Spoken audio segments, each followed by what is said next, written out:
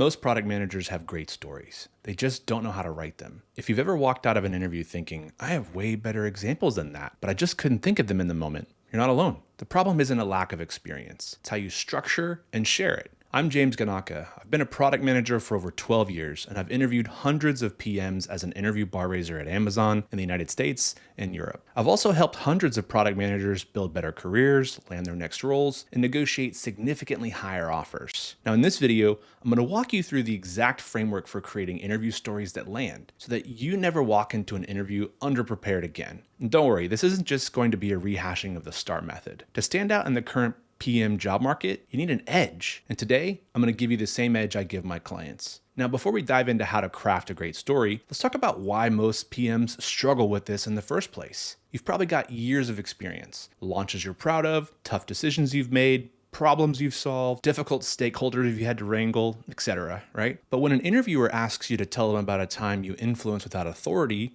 you freeze.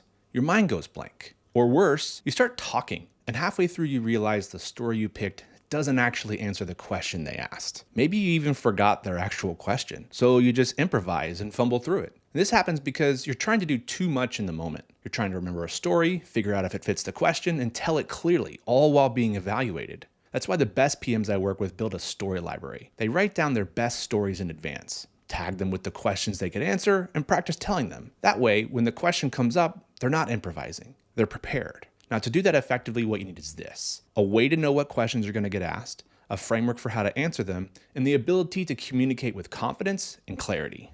And this all starts with knowing the questions. Every interview story you write needs to start with a question in mind, not a vague sense of the topic, but the actual question you expect to be asked. Tell me about a time you influenced without authority is different from tell me about a time you dealt with a difficult stakeholder. Both might use the same experience, but the emphasis shifts. If you're not clear on the question, you'll ramble, or you'll answer the wrong question entirely. So when you're drafting a story, write down the specific questions each story answers. Now, if you're wondering, what questions am I going to be asked? Got you covered. I've put together a list of the 100 most common product manager behavioral interview questions. It covers everything across discovery, strategy, delivery, working cross-functionally, career reflection, and even questions for managers of PMs. You can grab it for free. Link is in the description. So once you have a story in mind and you know what questions you want to use it for, you want to build each story like this. Start by grounding your story in a belief. Hook the person into the story that you're about to tell. Now, I call this a strategic guiding principle. This is a high-level philosophy or strategic belief that's guided your decision-making as a product manager. Think about what fundamental truth you've relied on that has shaped your approach. For example, if you're sharing a story about running experiments, you might open with something like this: when it comes to experimentation, I think it's a good practice to help us de-risk investment before we scale. It's how I've helped avoid committing teams and budget to ideas that we haven't validated yet. So let me tell you about an experiment I ran which influenced a big change in my roadmap. That's your hook. It also frames everything that follows, and it signals to the interviewer that, you're thinking beyond tactics, that you have a strategic lens. And it also helps differentiate you from all the other people that they're interviewing who are stumbling into a story. Let me give you another example. Here's one a client of mine wrote when telling a story about prioritization. She said, the most valuable features aren't always the ones that customers ask for loudest, right? They're the ones that solve the highest value problems for the most people. Now, I'm going to walk you through a time when I had to decide between building a bespoke feature for a critical customer, right, and a feature that would deliver higher value for our broader customer set. You're probably already curious to hear more of that story, right? On top of that, when you talk through what you did, the interviewer understands the thinking behind it. This is something that most PMs don't do. They jump straight into the situation. And for some questions, that may make sense to do. But starting with a guiding principle differentiates you. It shows you're strategic, and that can be the difference that you need to move to the next round. All right, once you've established your guiding principle, it's time to bring in the tried and trusted format you've probably heard about. Yes, I'm talking about STAR, or situation, task, action, results, if you've never heard of it for some reason. And it works like this. You need to start by sharing the situational context, but don't over-explain. Summarize your role, the company, and the product or project. You want to give just enough context so the story makes sense. Something like this: when I was a senior PM at XYZ, I owned the checkout experience for our B2B platform. Then move on. The setup is not the star of the show. You do want to mention your job title though. This reinforces the level that you've operated at. But don't waste time describing the company's entire business model or the history of the product. The interviewer wants to hear what you did, not a company overview. Now, with the situational context set, the next step is to make clear why the situation or the problem or the task mattered, right? Interviewers want to hear that you understand stakes. Your story should make clear what would have happened if you did nothing. You want to connect the task to something tangible. Revenue at risk, customer churn, strategic priority, right? The bigger the stakes, the more compelling the story. You also want to plant the seed for the results that you'll share later. You don't want to get to the end of the story just for the interviewer to have to go back and process how the results connect back to the task at hand. Make this connection for them. This is a communication tactic that will help you come across as a better storyteller, which makes a difference. Here's an example of how to frame the task. Our checkout abandonment rate had climbed to 38%, which was costing us about $2 million in revenue every quarter. Now, if my team didn't address this, we're going to miss our annual growth target. So that's already showed the metric that matters, which was abandonment rate and the impact it would have had on the business, nearly $10 million a year with a goal at risk. Immediately, your interviewer is primed to think about improving abandonment rate as the outcome that you were working towards. Now, here's something else most PMs overlook, but that needs to be said. You want to mention the key players, not just vague phrases like senior leadership, right? But the actual titles. You'll add something like, my VP of product and the head of engineering were both watching this closely. This improves the authenticity of your story and highlights what level of leadership you're operating with. You're not just managing tasks, right? You're navigating stakeholder expectations as PMs do. Just keep in mind that, before you get into the actions, you need to be clear what problem or outcome that you're addressing. That way, again, when you get to the results, the interviewer can easily connect it back to what you did. So those part of your interview answer can usually be done in about 1 to 2 minutes. You've got about 5 to 7 minutes to tell a proper story, and the bulk of your time will be spent doing this, walking through your actions. This is the bulk of the story and where you should have the most content. Take the interviewer through what you actually did and why. Be specific about timelines,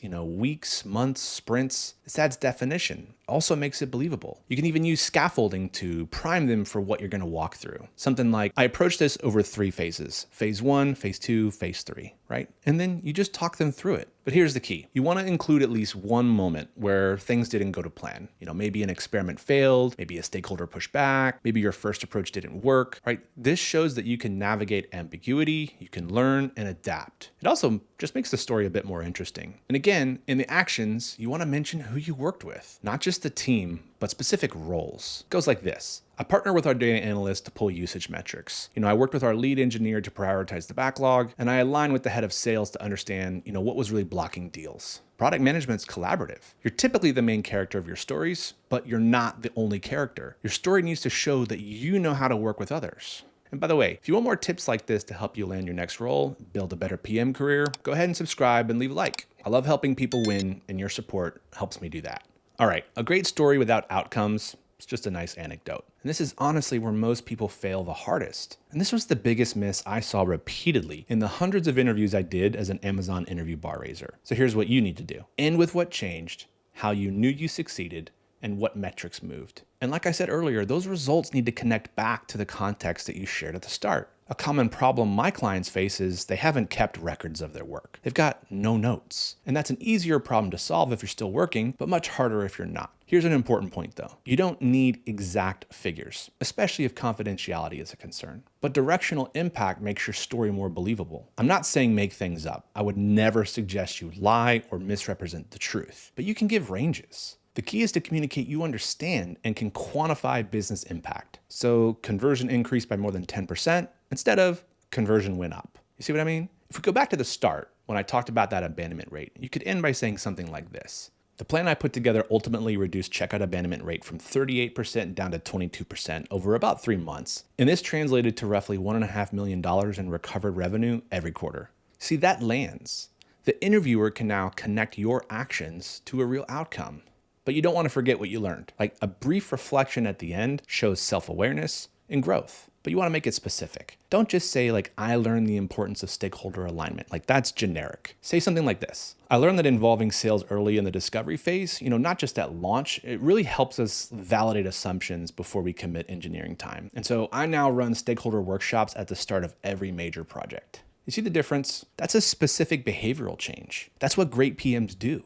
And if you can, show how you're learning how to broader impact. This shows that you don't just make an impact, you intentionally spread that impact across a larger surface area. Other PMs and TMs get better because of your work. It's as simple as saying something like, I shared the learnings from the launch retrospective with the other product squads, and they implemented similar changes to their operations. You just want to make sure that these are honest reflections. Lack of authenticity is going to spoil all the work that you've done to get this far. And if you haven't been doing these types of things in your job, now's the time to start. So let's recap. Great interview story has 6 parts. 1, a guiding principle to really anchor your thinking. 2, a tight setup that sets the scene without over-explaining. 3, stakes that matter, connected to something tangible like revenue or customers or time saved. 4, actions with detail. You want to include who you worked with in at least one moment where things didn't go to plan. 5, results that you can point to, backed by data or directional impact. And finally, 6, learnings that guided you in the future, framed as specific behavioral changes.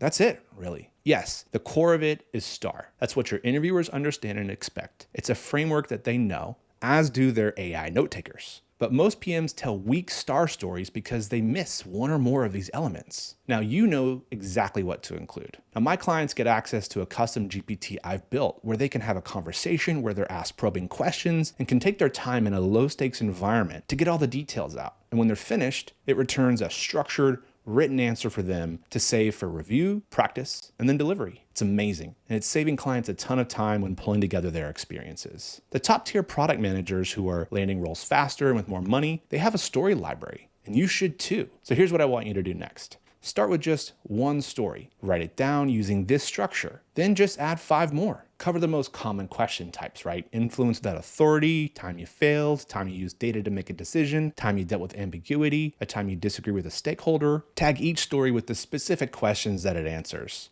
And practice telling them out loud. Time yourself. Make sure each one lands in about 5 or so minutes. Over time, you'll build a collection of stories that cover every question you're likely to face. And if you want a head start, grab that free resource I mentioned. It's got the 100 most common product manager behavioral interview questions organized by category. Links in the description. Now you know everything you need to start building great stories. You've got the tools. Hopefully you've now got a plan. The next thing you might need is a little help, right? I go hands-on with my clients' stories when we work together one-to-one. We reshape stories together to hit the right level of detail. And I also run a job search accelerator where clients get all the tools I've built. We build their plans together, and they get help from me as well as a community of other experienced product managers so they get more interviews, convert to offers faster, and negotiate way more money. The doors are opening for the next job search accelerator soon, so just leave a comment down below if you're interested in the details, and I'll share a link. But look, great interview stories aren't about being impressive. They're about being clear. Once you can confidently tell your stories using the structure, you stop fearing the interviews. You show up prepared. You give interviewers exactly what they're looking for. But there's one type of story that trips up even the most experienced product managers, and that's the failure story. Most people treat every negative question the same way, and that's a mistake. So watch this next video to learn the right way to tell failure stories so you can nail the hardest interview question without sounding incompetent or giving a fake humble brag. Thanks for watching. I'll see you in the next one.